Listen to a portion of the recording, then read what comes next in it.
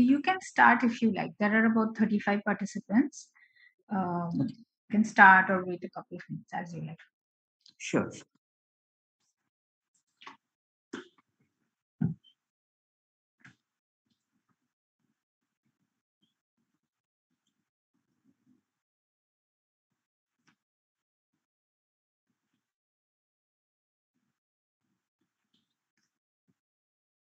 I hope everyone can hear me. First of all, I like to thank Dr. Debarati Chatterjee for inviting me for this talk and IUCAA for giving me this opportunity to discuss my research work or my field of work to the students and as well as the participants of a refresher course. Here in next around 40 to 45 minutes, I just like to talk about one of the very interesting field of research where I am involved very much, which is the particle acceleration in astrophysical sources. So it's a very short time, it's 40-45 minutes is very less to explain everything. However, as this is a research talk, I have thought I can actually try to explain how this field has been evolved over last 15 years or 12 to 13 years from the time when I have started my PhD, and from that time onwards, how the field has evolved and changed. So with that note, I will start with very basic things. So I'll first of all start to explain what are the particles which I am talking about and what are the sources which probably the source of these particles which should be accelerated in the universe. And probably at the end, I will try to touch upon two very distinct particle acceleration mechanisms, which one of them was almost proposed in 1980s, and until 2007 or 8 it was very solid. No one was uh, questioning or putting any challenges to those theories. However, afterwards, after 2007 and 8, some of the observations which made that particular theory on sort of you have to test that theory with those very interesting observations. So after 2008 and even little beyond 2010, another theory, very interesting theory, has been developed by the several groups globally, including our own group. And in this particular talk, I'll try to explain with the very simplistic terms how these two theories uh, in theory parallelly goes, and try to explain the observations from quasars, and try to also tell that at present what are the most likely theory to explain some of these observations which have been very recently done. So I'll start with the first slide, which is almost which tells us the about the observations which were made almost 100 years back or 110 years back by William Hess. William Hess has actually discovered that the radiation is actually increasing when with the altitude of the Earth. So what he found that there is more radiation if you go up, and that made him think that this is not due to the radioactive decay of the rocks. And this tells us that probably these particles which we are observing, these high energy particles, alpha, beta, and gamma, probably some other particles, they probably coming not from the Earth, but from somewhere else, or probably from the outer space or extended universe. Now, what are these particles? So first of all, we have to understand these particles. These particles are very well known as cosmic rays. Sometimes we also say cosmic particles. These particles mostly are charged particles. They have energies from 10 raised to the power 9 electron volts to 10 raised to the power 20 electron volts. So you can see they have almost 10 or 11 order of decade of order. Okay, so the energy starts with 10 to the power 9 electron volts, and it can extend up to the 10 raised to the power 20 electron volts, which is the highest energetic particle observed on the Earth until now. Okay, now if I just ask you a question, however, it is a little tricky in the online classes or lectures to interact that much, but let's say if I just suppose if we are in class, I'll simply ask this question: on Earth, how what is the energy we can produce or we can accelerate a particle up to what energies. The biggest accelerator, which is situated at CERN, LHC, can only accelerate a particle up to 7 tera electron volt or 7 into 10 power 12 electron volt. So now you can see how astrophysical sources can accelerate particles up to extreme energy, which is almost 8 order higher than what we can produce right now on the Earth. Uh, now, so one of the main questions which probably everyone wants to learn, that the first question is, what are the sources of these cosmic rays or cosmic particles? The second question is how these cosmic particles are accelerated, which I will touch upon in due course. And the third one is how these cosmic rays propagate in the universe. Probably I will not touch upon this particular question, but in case if I get time, I probably talk of one in a very short time. So, as we understand today that most of the particles are proton, they constitute of 85% of this entire cosmic ray particles. The rest of them are made of 12% of alpha particles and rest of the higher Z elements, so which are almost 3%. So most of the particles are protons. Now, if I just try to uh, put these particles in some energy bins. Let's say if I want to put make a energy from 10 raised to just start putting some or number of the particles of Earth. So what exactly I'm doing it? I'm making a spectrum. I'm making a spectrum.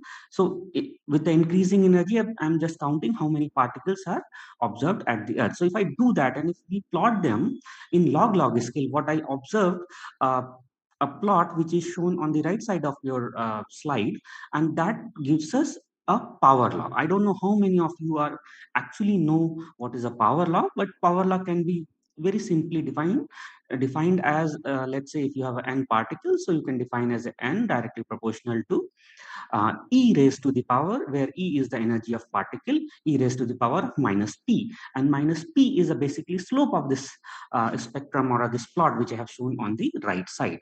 So okay, I just like to confirm that I am audible and everyone can hear me properly. So please just this is just for confirmation.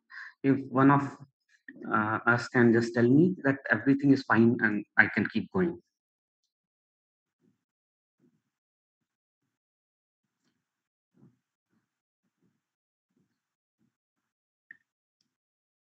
Okay, thanks. Uh, Thank you. Yeah, this is the habit which we have developed over the online classes to confirm, because sometimes we simply lose the video or audio. Thank you very much. Yeah.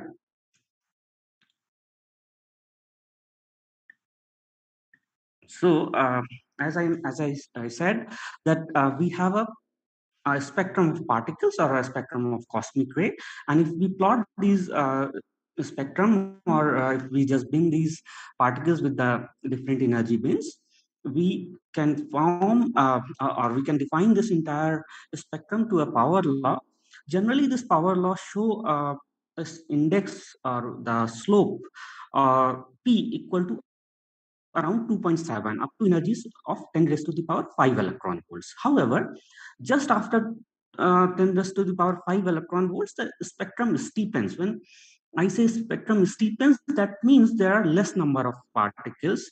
So if you are keep going if you are keep increasing your energy and just binning these particles or counting them particle in your bin, what you will see after 10 raised to the power 5, even if you take the same bin size, you will find a less particles.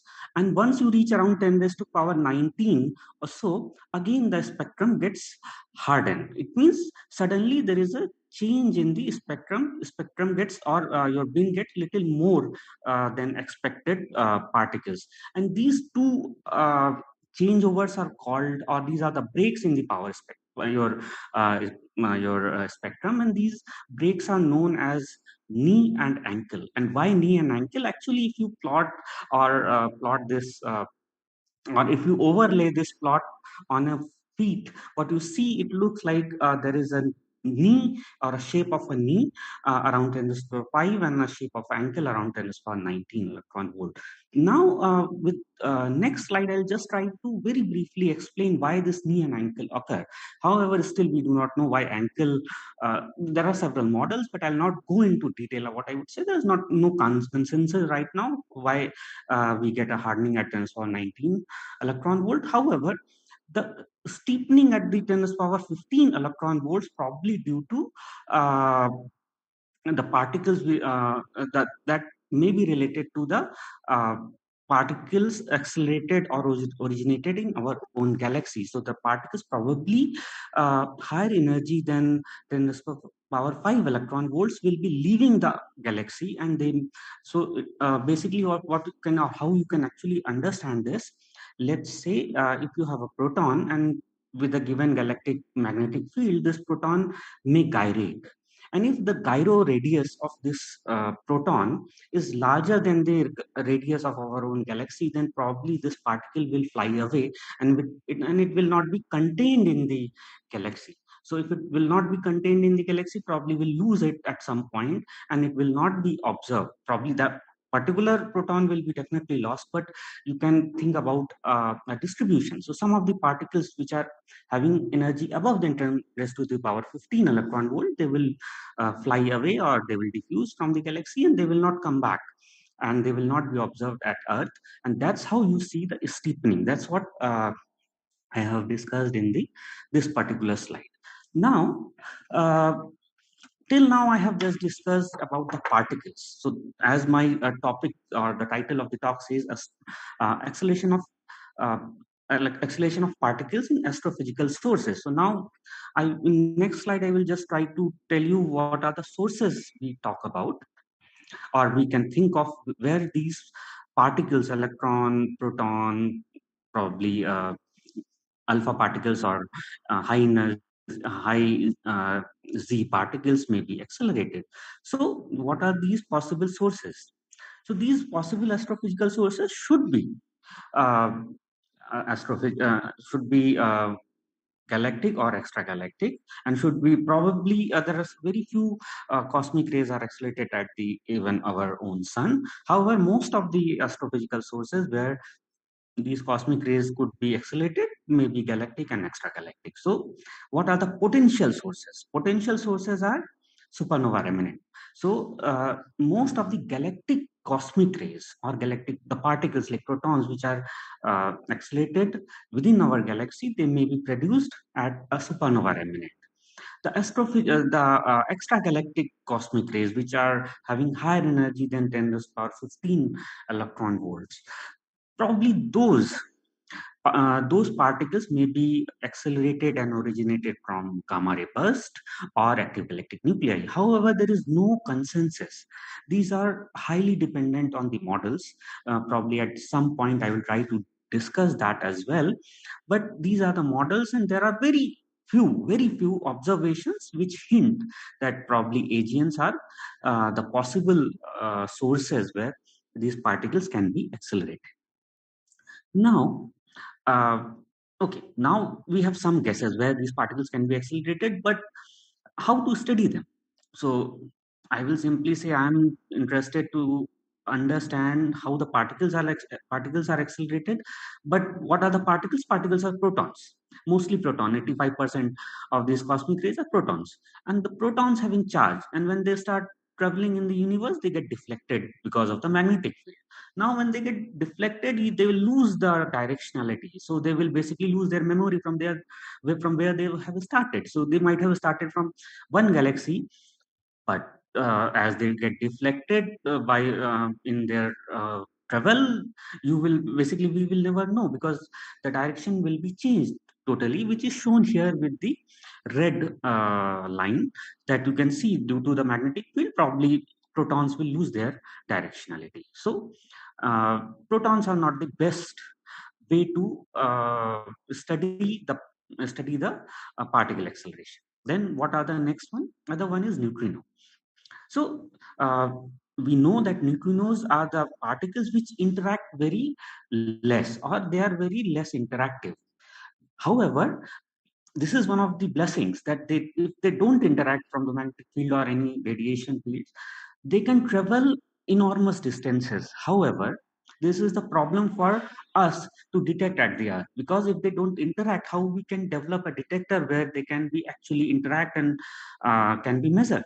So this is another problem. However, uh, we have developed a telescope or an instrument called IceCube. Probably at the end, I will just try to brief you about that, which is the one of the instrument. There is several others also, but one of the uh, highly sensitive instrument known as IceCube has been uh, made at south pole of Earth, and that is capable to detect neutrinos from astrophysical sources.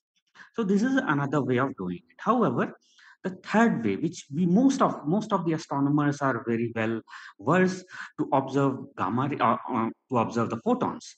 And as we know, when we talk about the high energy particles, then these high energy particles probably may emit a high energy gamma ray emission. And if we try to study the gamma ray emission, probably we can learn something about how these particles are accelerated.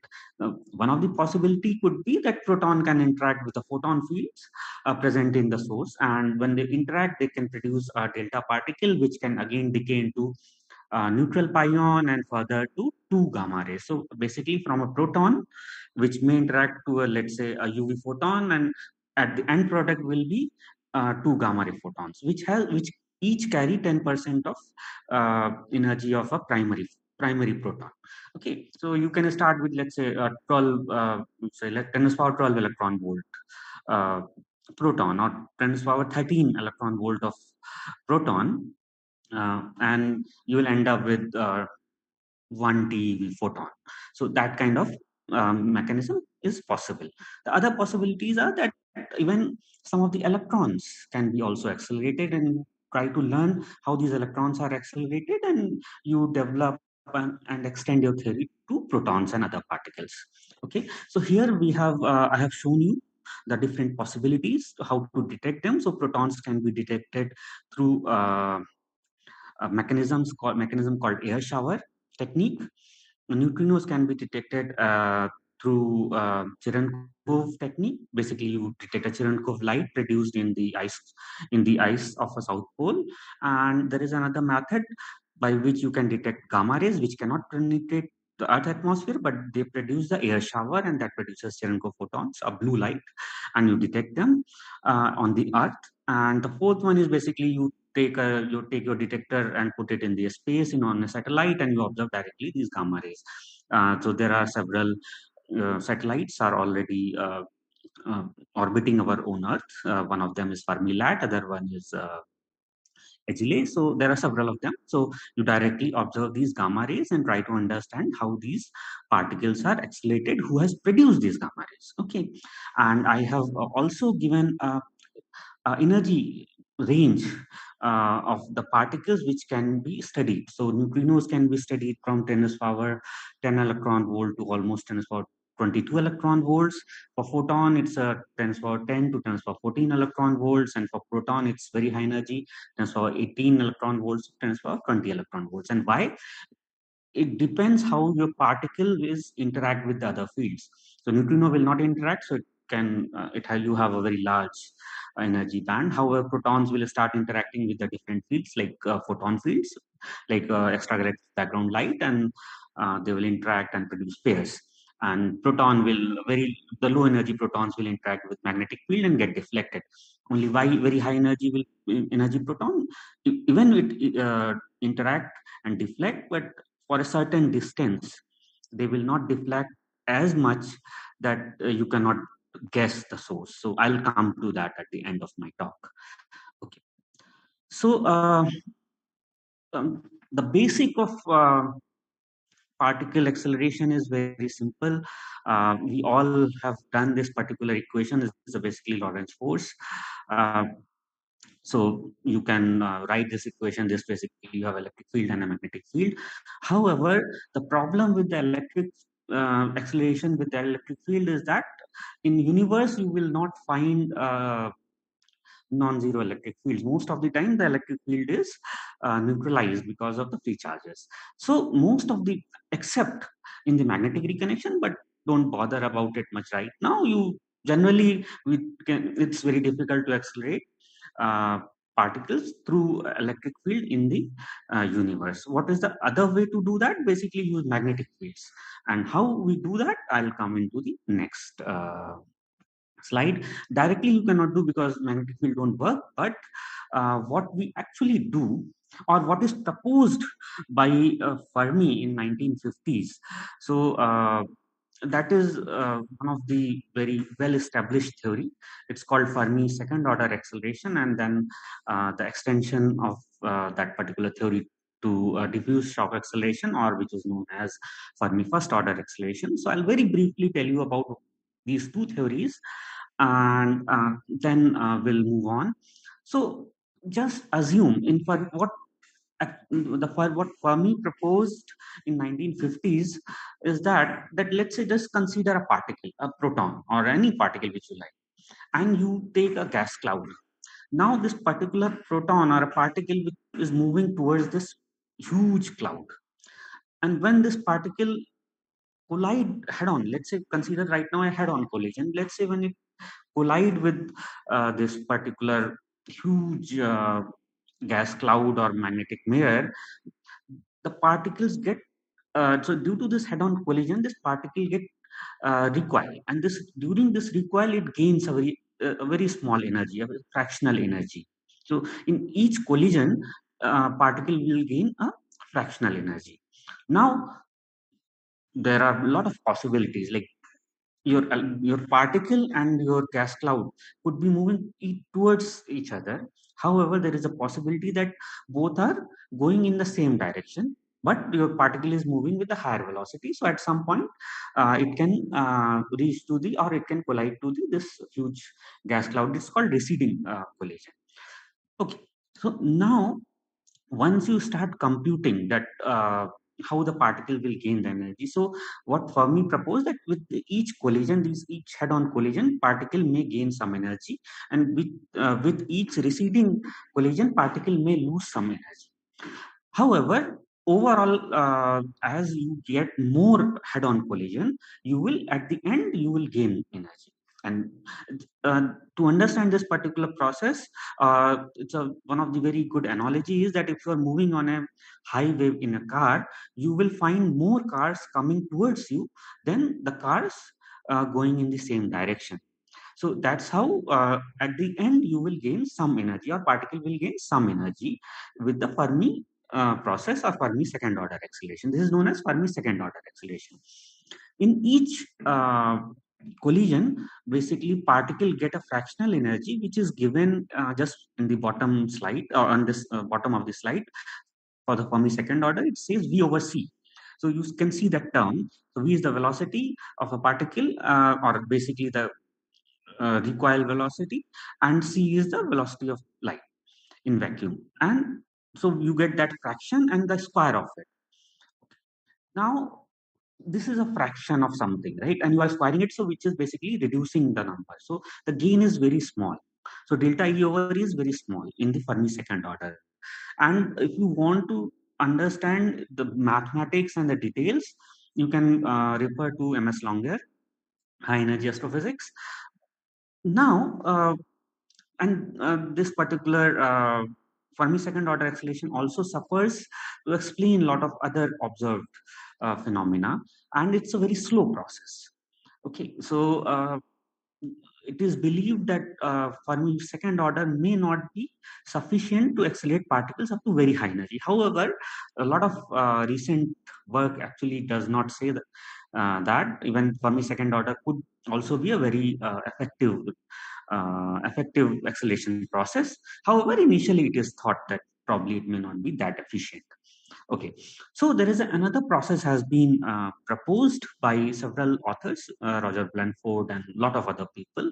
What they have said, let's say, let's consider a, a moving fluid, a fluid which is moving, and uh, and suddenly there is another fluid which is having a little higher velocity than the the fluid which is moving ahead of it is coming from behind. So basically what may happen, that something like moving like this and some fast moving fluid will hit this slow moving fluid, and it may probably form a shock.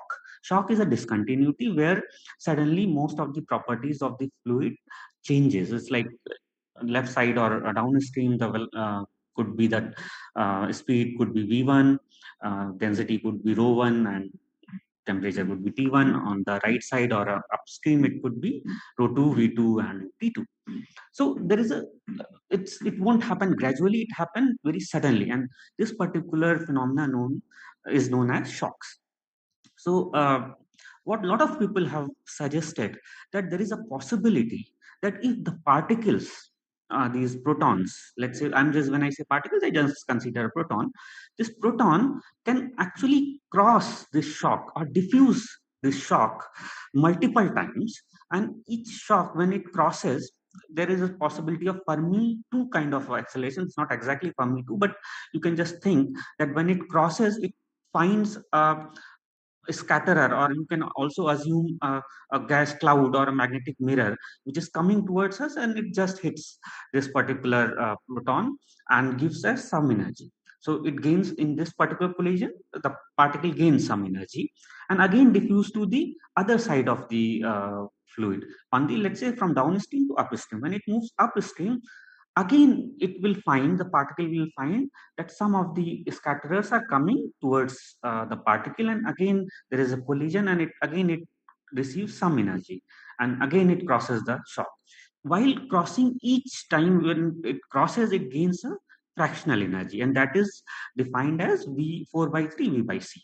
So each time when it crosses, it basically the energy increases, and here there is no square term, so energy gain is much more than Fermi first order. And this is known as this particular kind of process is known as diffusive shock acceleration.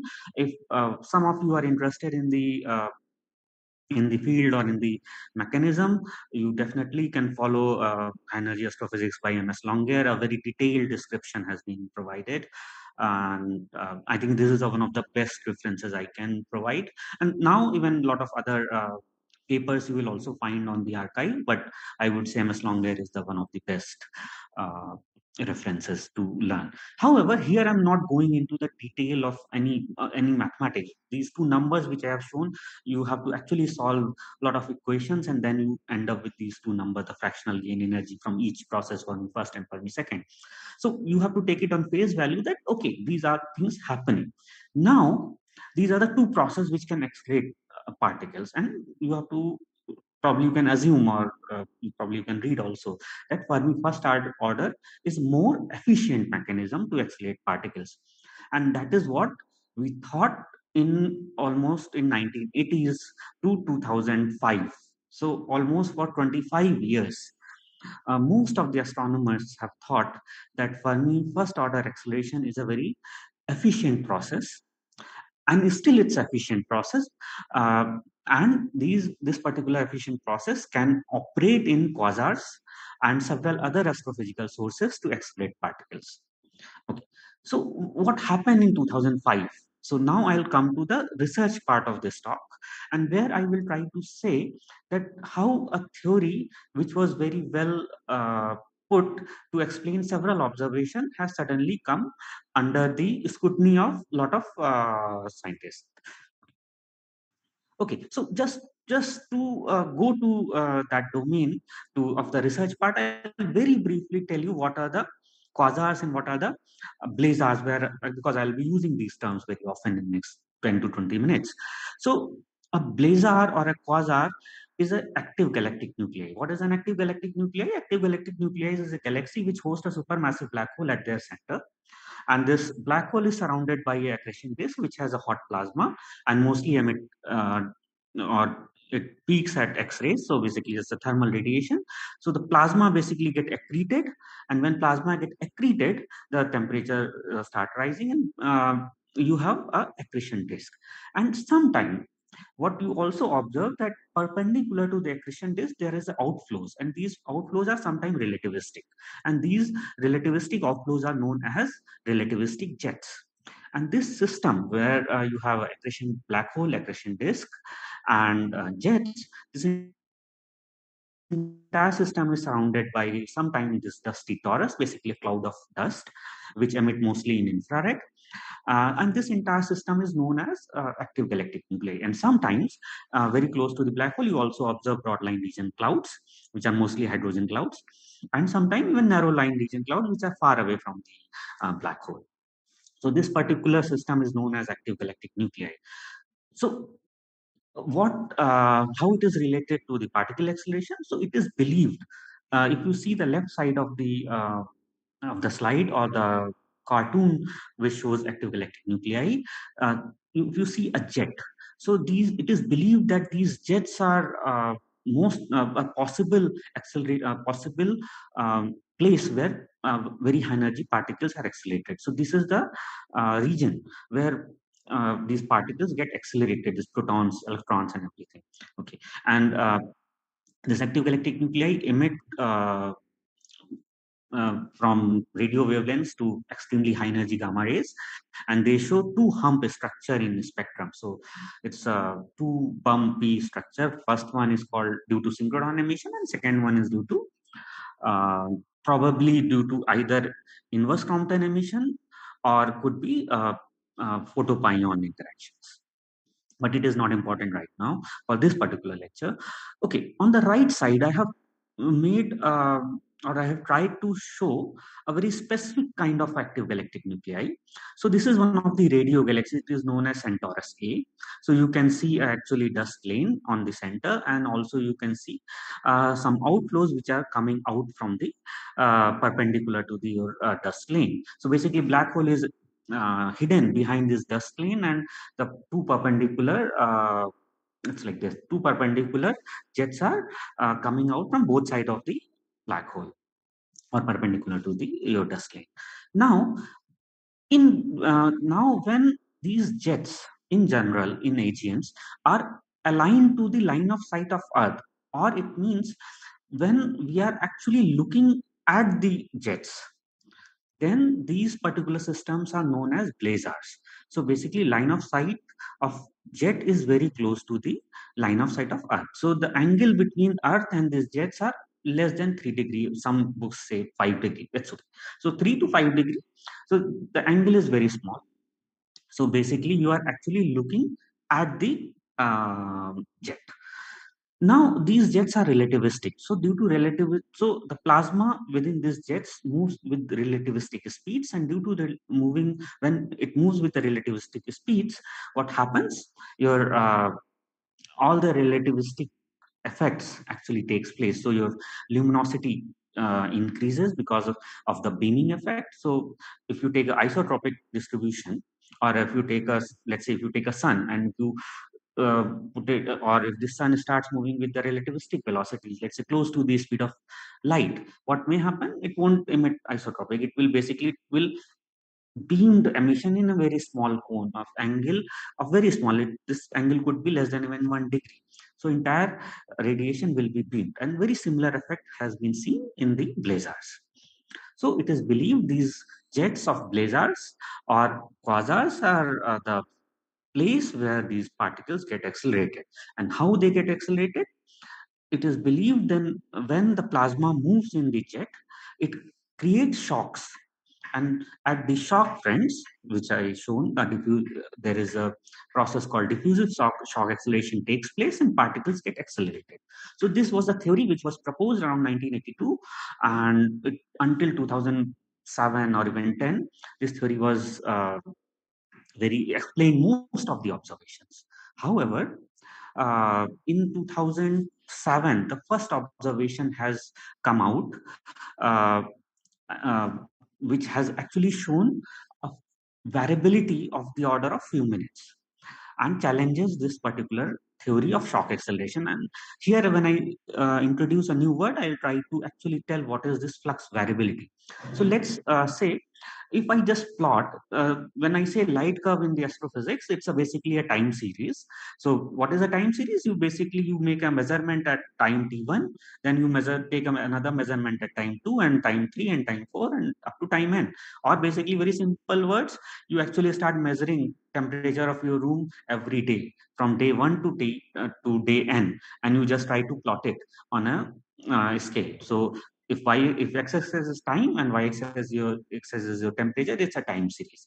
And in case of light curve, you are basically having x-axis is a time and y-axis is the flux or luminosity or magnitude of whatever source you consider. So here I have plotted this for one of the quasars. So what you can see a flux observed at 5100 angstrom, basically green light. So every observation tells us a particular flux, and when you see over the longer period, what you see, the flux varies. Sometimes it goes up, sometimes it goes down, up and down, and sometimes it shows very huge flare and sometimes it shows decay. Okay, what this particular variability tells us? Okay, so this particular variabilities or the increase or decrease in the variability tells us about the behavior or the origin of this variability, or basically the size of the emission from which this radiation is coming out. Sorry. Yeah. So let's consider a blob which is coherently emitting, and the emission, the photon which starts from the front edge will reach to the observer much before than the photon which starts at the back side of the sphere.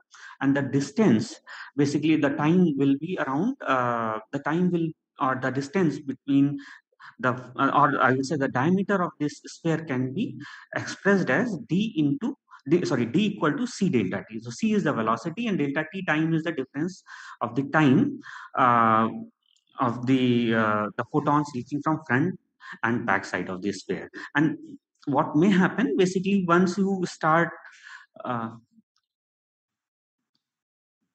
yeah. So when the photon from the front side starts, the flux starts increasing. And when the photon from the back side reaches to the observer, at that time the entire sphere will be emitting and the flux will reach to some sort of plateau. So this increase or the time in which the flux changes from lowest to highest gives us the size of the emission region.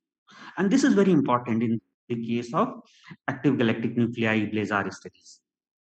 So the variability can tell us how big is the emission zone or emission region.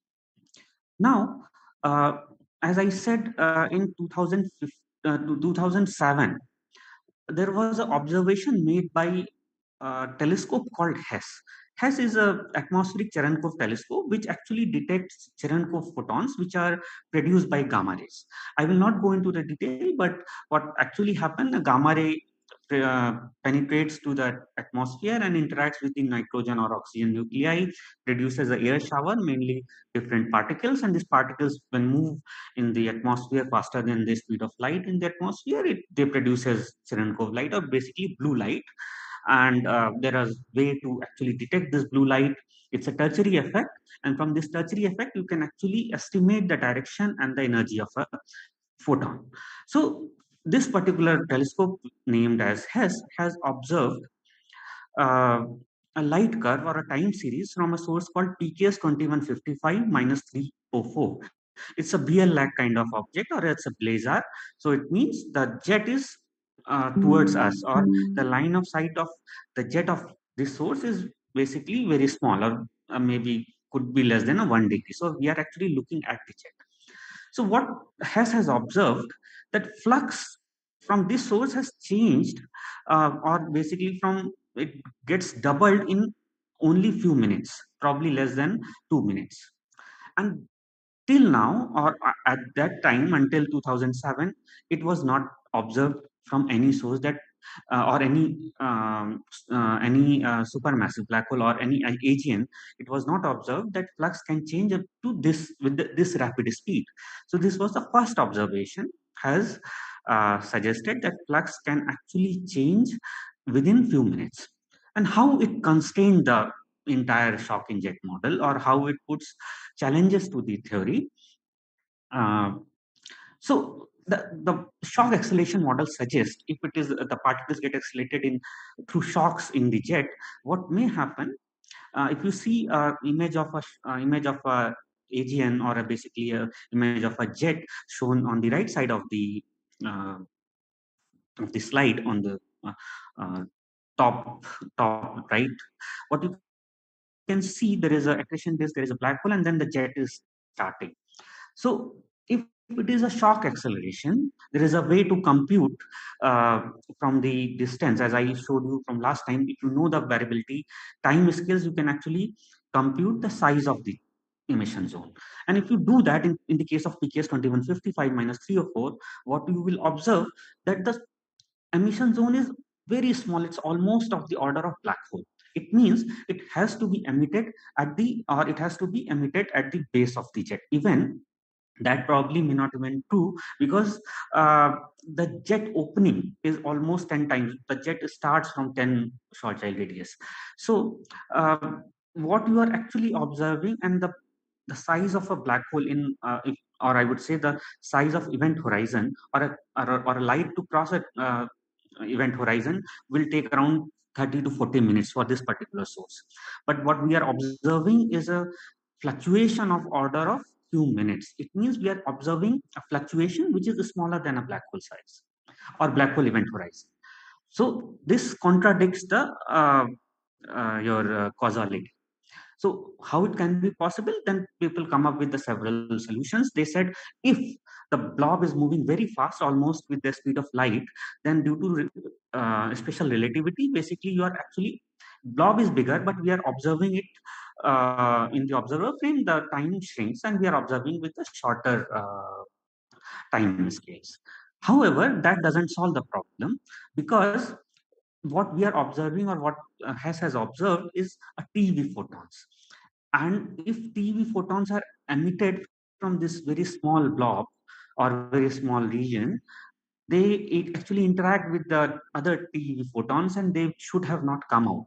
So there is a way to compute. So the number, or the velocity which we have found, that actually cannot possible in the AGN jets. It probably be true for the gamma ray bursts, but not for the AGN jets, and that puts the entire shock injet model in a lot of trouble. Okay, so this happened in 2007 when I started my thesis. And here on the bottom, I have shown one of the other light curve, which also show a very rapid variability of the order of 5 minutes. And this is from our paper. It's published in 2008, 20 and observed in 2018. Almost 8 years or 9 years, 11 years later, we have observed a very similar flux, very fast flux variability, but even in a source which is more constraining. So the PKS 2155 doesn't have a broad line region. So there is no external photon field which can actually interact with the gamma ray emitted very close to the black hole. So always there is a possibility that if the speed of the jet is very high, probably it is just a special relativity effect. However, with the case of 3C279, which I will cover in next 2-3 minutes, uh, for which I have shown the plot, due to the external photon field, even your blob is bigger if it has a much higher speed, or we call it Lorentz factor. But Lorentz factor is much higher to avoid pair production. Is still, if gamma rays are emitted very close to the black hole, they will be interacting with the broad line region, and they will even be consumed, or they will produce pairs, and you should not receive any gamma rays from this source. This is what the understanding. However, we have observed this source or gamma rays from this source, and that again puts a lot of constraints and challenges to the shock inject model or shock acceleration.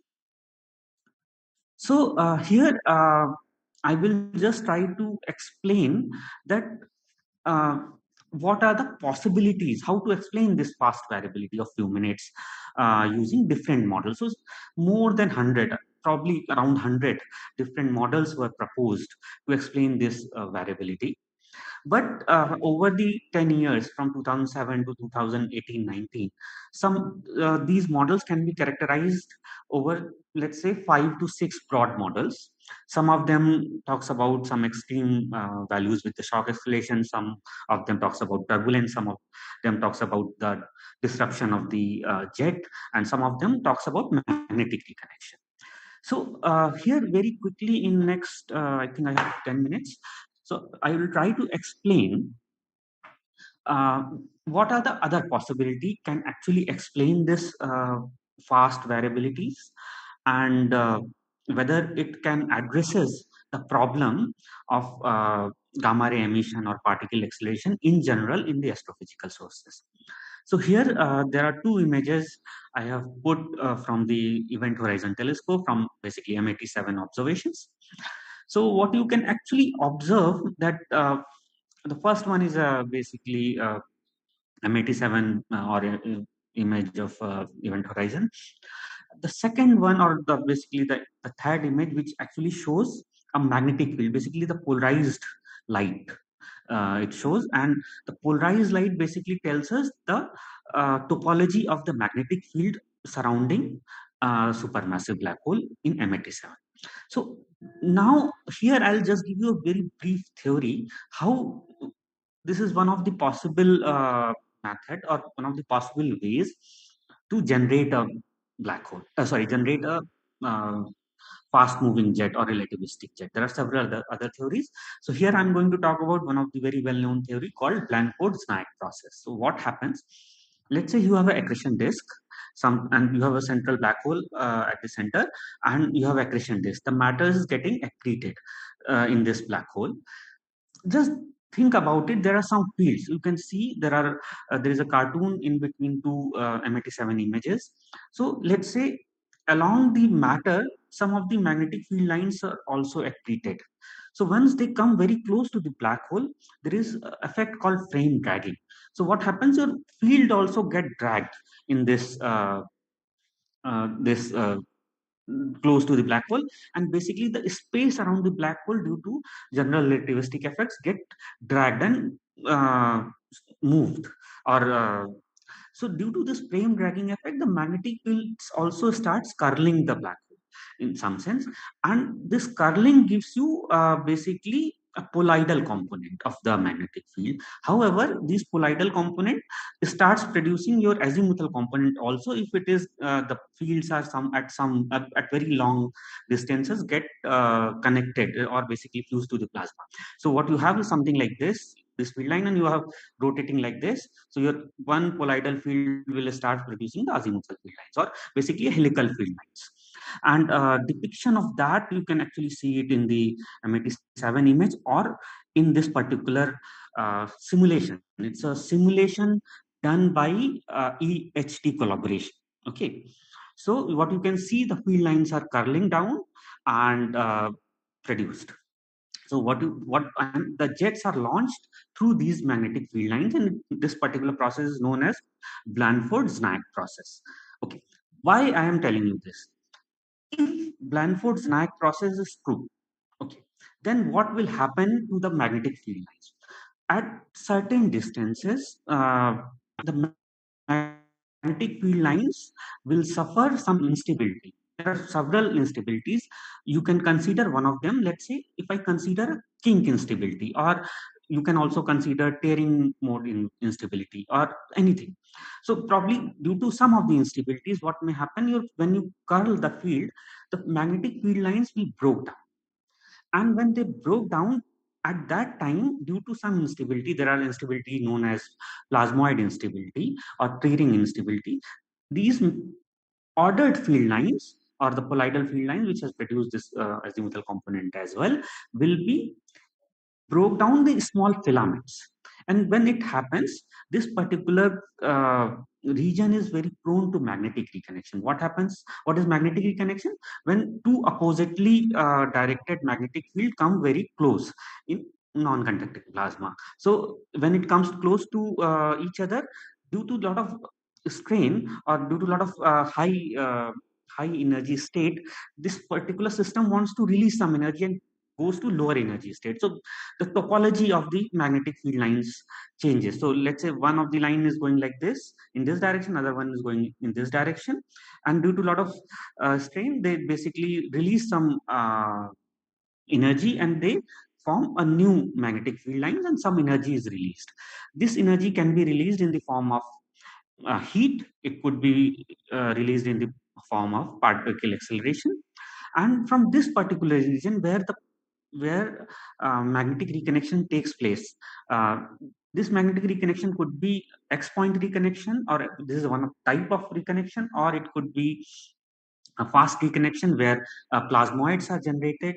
So this could be anything. So depending upon the mathematics or the theory you consider, you can either produce X point reconnection, or maybe a reconnection which can produce plasmoids. So plasmoids are the some of these magnetic field blobs which carry some magnetic field. So basically, if you take a blob, it will have a magnetic energy b square over 8 pi. Okay, so depending upon your energy, it will be sorry, depending upon your field strength, you will have the energy stored in the blob. Okay. Now, on the bottom panel, what you see these blobs in this bright yellow green region is basically these blobs, and these blobs are known as plasmoids. And some of these plasmoids actually interact to each other.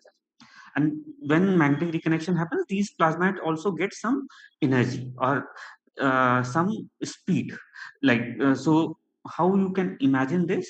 That let's say if you have a jet, and within the jet this magnetic reconnection happens, a plasmoid forms, and it also gains some energy. So let's say you have moving jet, and within the moving jet a small blob is moving faster than the jet because it gains some energy due to magnetic reconnection. So if this happens, what actually happening, you are basically uh, uh, viewing a uh, uh, birth of new jet or a small new jet. Okay, this particular model is known as jet in jet model. So to observe this kind of effect, we have actually chosen a source called 3C279. It's a blazar, it's a quasar, and it's very well known quasar. And we have observed this particular source with a satellite called Fermi, which observe photons above 100 MeV. And when we have done that during a one flaring event, we have found very interesting results. So here on the bottom side of the plot, what you see actually, what bottom side of slide, what you see, that if there is a magnetic reconnection, there is a plasmoids or a blob will come out, and in the form of a magnetic jet, or sorry, in the form of a jet, a newborn jet. And if this happens at the gamma rays, what there is a scientist, Dimitri Gionis, he has predicted a light curve or a time series, that in gamma rays, what you will observe, that a very slow rising envelope means your flux will slowly rise over the time. It could be 1 day or 2 day, depending upon your model parameters. And however, when the flux will be slowly rising, in between, sometime between from the starting and ending of this envelope, you will see some very fast flares. So let's say if you have uh, this envelope of the size of 1 day, what you expect is this fast flare should be around of 10 minutes. So that much of change. So very slow envelope and very fast moving flares. So to observe this kind of light curve, it was very difficult, but we have selected almost 100 sources, 100 blazars from from the Fermi catalog, and we analyzed data for almost for 10 years. And then for versus, we have found a similar pattern, but from one of the observations, we have found very interesting results. So here you can see the predicted light curve if the particles are accelerated through magnetic reconnection, what you expect at the gamma ray energies or Fermi energies. So you can see on the left a slowly varying envelope and very fast moving flares riding on this envelope. And what we have observed is this. So here you can see the blue points are basically an envelope which are very slow moving flare, slow moving emission or slowly increasing emission. And almost after the mid of this envelope, we have observed three very fast flares, and they have almost variability time scales of 10 to 15 minutes. And they were actually riding this envelope. And the fastest variability we have observed during the first point, uh, and that was this. And we have observed the flux variability of the order of few minutes, almost 7 minutes. The flux got doubled. And this was the first possible observation of magnetic reconnection in active galactic nuclei. So this has been published, and probably this also confirm the theory of jet launching through Blanford's-Nash process. So this is how the field has changed, I would say, over the 2007 to 2018-19. That initially these very fast observation cannot be explained by the shock acceleration. And that's how people have started new theories. They have developed theories of magnetic reconnection. We have wrote the first paper during my PhD in 2012, uh, where we have started breaking down the jet. And over the years in 2018-19, we wrote this paper, which actually show that jet can be disrupted through the different instabilities, can form small plasmoids, they can produce magnetic, they can do magnetic reconnection, and these small blobs get energy from there, and they produce these small jets, and they can actually explain past variability and peak in peak structure, which we call it, for this light curve. That in a peak you will also see few peaks, so peak in peak structure, which is not seen apart from this particular source. So we have observed in 2018, and work was published in 2020. This work has been published in Nature Communication, and the author is me and my postdoctoral boss. And if any one of you are interested in this kind of work, probably you can just refer to this paper. It's publicly available on the site. And we have not stopped here. We have actually compared our result with Event Horizon Telescope result of 3C279, and they have said that they found the gamma ray emission region at the zero point 0.5 parsecs from the central black hole. And they have shown the image. And from our model study, what we have found that the gamma ray emission could be around 0.42 parsecs. So they are very similar, not exactly matching, but very similar regions. Probably the differences can arise due to different telescopes and different model parameters. However, they are very similar, and a cohesive picture has emerged that in 3C279, probably at the edge of the first core, we see magnetic reconnection kind of events, and the particles get accelerated and gamma rays are produced. So this is basically the model that black hole is actually launched through Blanford's-Nash. Sorry, the jet is launched through Blanford's-Nash process. Fields uh, get curled, and finally, due to King instability, ordered field gets break up in small filaments, and finally they produce this new jet which moving outwards. And new due to this new jet, you observe this very fast moving flares, and due to entire jet you see this slowly moving envelope, which is shown in blue color here. Sorry, this one, this is due to entire jet, the blue ones are due to entire jet, and the new jet produces this red points. And so this is what happened in 2020. In 2022, what happened? Another group from US has actually did a massive simulation to find out whether magnetic reconnection actually produces uh, flares in blazars or not. And they have published in Astrophysical journal Letters in 2022, and they have shown that actually this is, I think, MHD simulations. Through this, they have actually shown that very close to the black hole there is X point reconnection. X point magnetic reconnection is possible. So people can, if someone is interested in the work, they can actually refer to this paper, Ripada et al. 2022.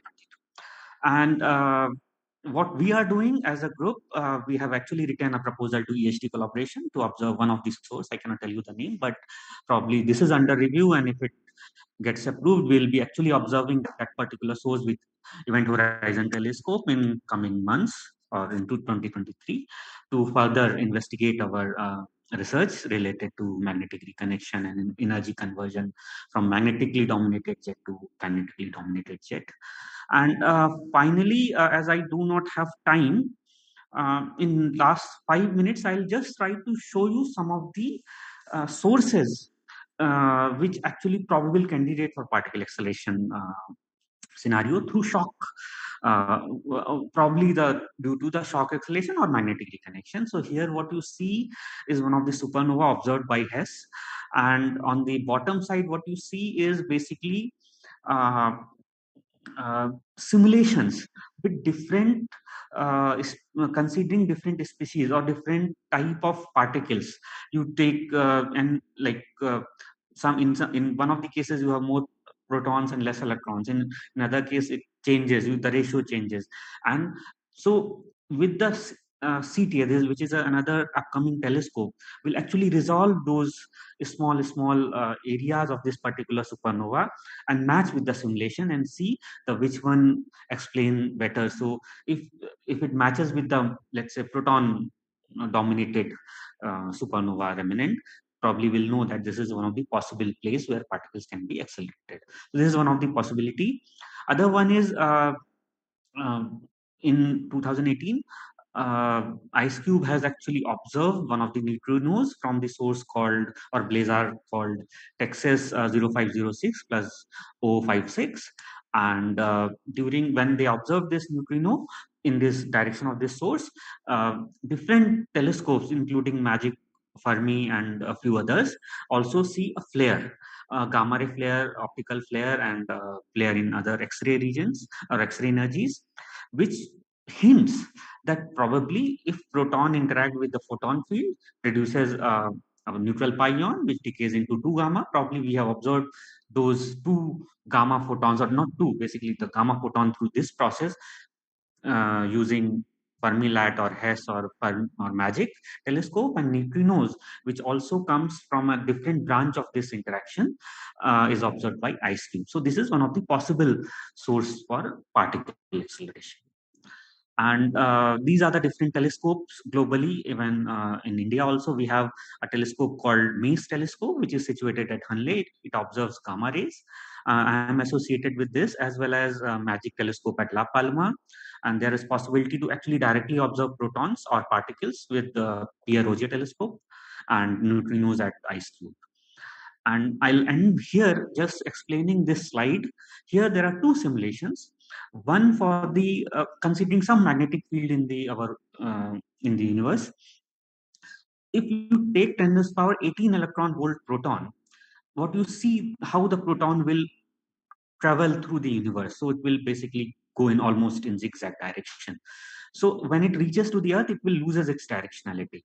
However, if you just take proton of 10 raised to the power 20 electron volts, it almost remembers from where it has started. So deflection is so small, even um, we know even due to magnetic field it's get deflected, but even we know from where the proton has started.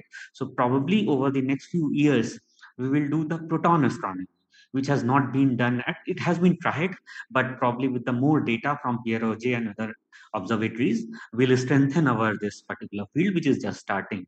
So this is very interesting time ahead, and I'll stop here. And probably if I have time, probably I'll be glad to answer a few questions.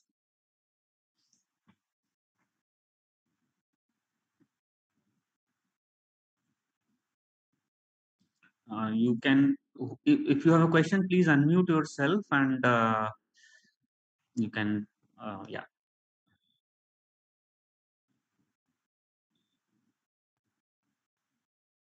Are there any questions in chat that were sent directly Not yet. to you? Not yet.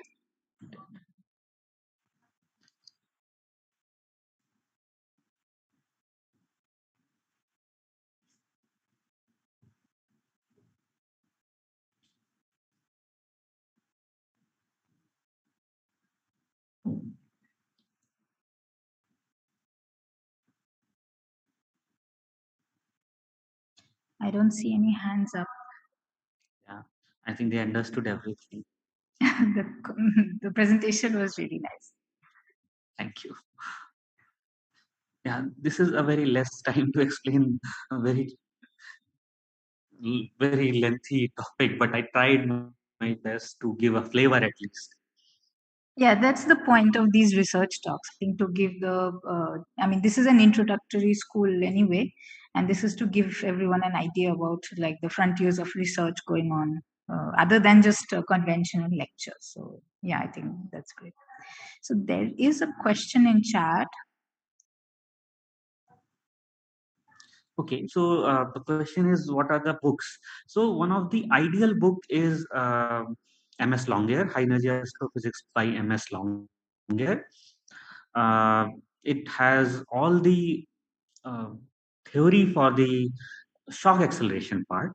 However, magnetic reconnection part theory is not yet observed in the book, but there are a lot of books on plasma physics. Like you can start with the Arnab Rai Chaudhary's book, which gives you basic plasma physics, basic magnetic reconnection theory, and then from there onwards, you can actually look into the lot of research papers which has been written over the last 3 4 years. Basically, this field of magnetic reconnection has started from 2015 or so.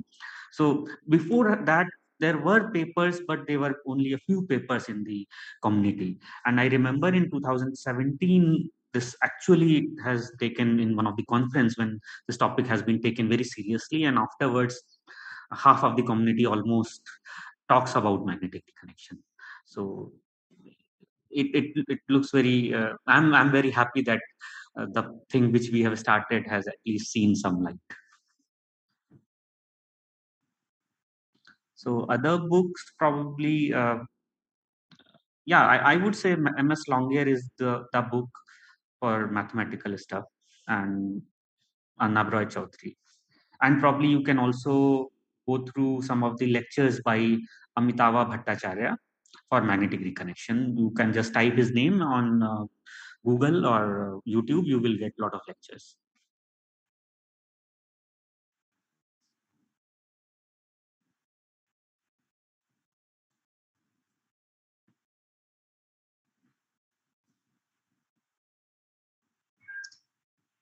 You see no other hands up or questions on chat.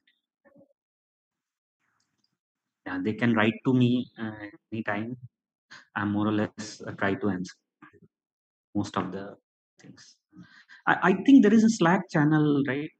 Yes, there is a Slack channel. So there is also a questions channel there.